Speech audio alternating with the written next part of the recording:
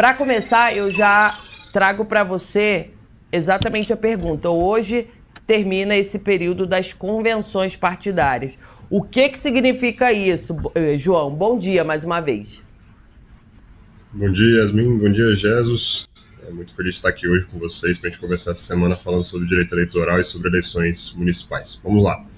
Fim do prazo das coligações, para a formação de coligações, para escolhas de candidatos, é o prazo em que os partidos, as federações, eles têm para que eles escolham quem são os seus candidatos, tanto no aspecto intrapartidário, né, escolhendo ali os candidatos que são do seu próprio partido, como também numa perspectiva federativa. A última vez que eu estive aqui no SBT News, a gente conversou, eu e o Murilo à época, sobre esse novo modelo do modelo de federação nas eleições municipais. Então, a partir de agora, a gente tem um novo sistema também funcionando para as eleições municipais e, a partir de hoje, não se poderá mais escolher os candidatos. A partir de hoje, aqueles que foram escolhidos pelos seus partidos, pelas suas federações, serão aqueles que irão correr nessas eleições municipais, tanto para vereador quanto para prefeito e vice-prefeito.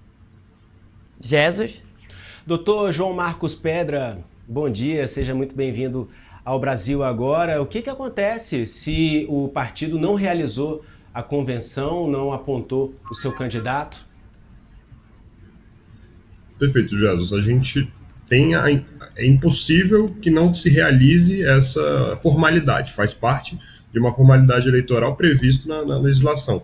Então, se você não tem uma convenção partidária em que tanto o partido quanto a federação avalizam aquela candidatura, avalizam aquela coligação também, que hoje é o momento em que os partidos e as federações vão estabelecer quem são os seus coligados, você não tem candidatos. Você só vai ter ali pré-candidatos que a partir de hoje deixam de ser, porque eles não vão estar cumprindo com um dos requisitos para uma corrida eleitoral de acordo com a legislação. Então, o senhor está dizendo que essa é uma parte fundamental, né? E os partidos sabem disso. E aí termina hoje esse prazo da convenção, doutor. O que acontece daqui para frente? Qual é o próximo passo? Porque a gente está se aproximando das eleições municipais, então a corrida por respeitar os prazos é fundamental também, né?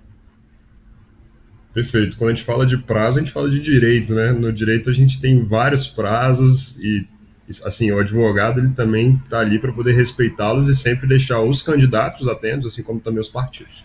Quais são os próximos passos? O mês de agosto ele traz várias datas importantes. Então, por exemplo, a gente está aqui numa emissora. Amanhã, por exemplo, vai surgir uma série de limitações impostas às emissoras de rádio e TV que não vão poder passar determinadas formas de anúncio, determinadas formas de conteúdo de acordo com a legislação. Após as convenções, que nem a gente teve agora, dos partidos e das federações, a gente vai ter o ato de registro de candidatura no momento adequado, porque logo em seguida iniciará o período eleitoral, tá? Então, assim, em agosto a gente começa a ter um cenário de fato parecido com o das eleições. Até então a gente estava vendo muito os pré-candidatos, mas a partir do dia 16, por exemplo, a gente vai começar a ver propaganda eleitoral gratuita na televisão e no rádio. Então, o mês de agosto, para o candidato especialmente, é muito importante. É onde o candidato ele vai se consolidar dentro daquele partido, vai se consolidar dentro daquela federação, vai estabelecer ali as alianças que ele considerar necessário e já vai começar a fazer, de fato, sua campanha. Então, até o presente momento, a gente estava falando sobre pré-candidatos, sobre pré-candidaturas, sobre uma série de impossibilidades de atos, porque a gente está falando de um período de pré-eleição. No momento eleitoral, de fato, a corrida começa. Obviamente, quem até aqui estava mais preparado, com certeza tem mais chances de sucesso no pleito. Mas a partir de agora a gente vai ver de fato aquilo que a gente chama de eleição, aquilo que a gente tem ali como propaganda eleitoral gratuita, com um candidato de fato com ato de registro de candidatura averbado junto à Justiça Eleitoral. Tudo isso a gente vai conseguir ver a partir deste mês. Neste momento a gente tem os candidatos que irão ainda realizar o seu ato de registro. Eles ainda não são de fato candidatos porque ainda não fizeram registro, mas em breve serão. Doutor João Marcos Pedra, a gente fala de prazos Agora está se abrindo realmente a temporada das campanhas.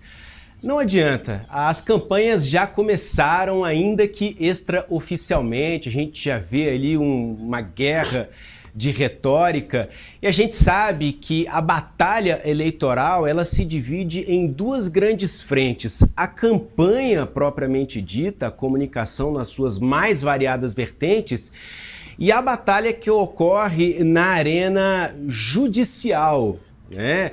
O senhor, como advogado eleitoral, sabe bem disso. A gente que acompanha aqui no Distrito Federal, por exemplo, no Tribunal Regional Eleitoral do Distrito Federal, nos TREs do país inteiro, também no TSE, Tribunal Superior Eleitoral, que fica aqui em Brasília também. Aí eu pergunto para o senhor, se o senhor já está participando disso, se o senhor participa efetivamente ou mais ali com um olhar ali, um outro tipo de trabalho em cima disso. E eu quero saber do senhor, já começou a temporada das batalhas judiciais atreladas às eleições municipais?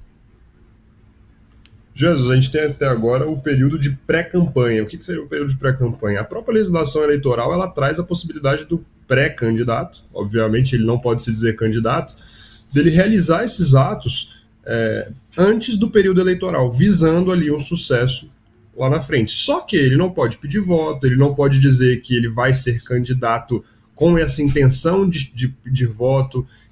Então, assim, tem uma série de limitações até o presente momento. O importante é que o pré-candidato ele esteja resguardado, ele esteja dentro da legislação. Um dos serviços que o advogado eleitoral ele presta é essa assessoria, de estar ao lado de um candidato, estar ao lado de um partido no momento de pré-campanha, para que aquele candidato ele não venha a sofrer futuramente até mesmo uma declaração de inelegibilidade, tá? Uma perda de um mandato, por exemplo. Então, o advogado eleitoral ele atua não somente na esfera judicial, com batalhas judiciais, e isso eu já te respondo, que é muito comum, é diário praticamente em algumas candidaturas, especialmente aquelas mais sensíveis. Eu não atuo nesse caso específico agora que eu vou comentar, mas com certeza vão ter diversas ações judiciais vinculadas por exemplo, à candidatura para a Prefeitura de São Paulo.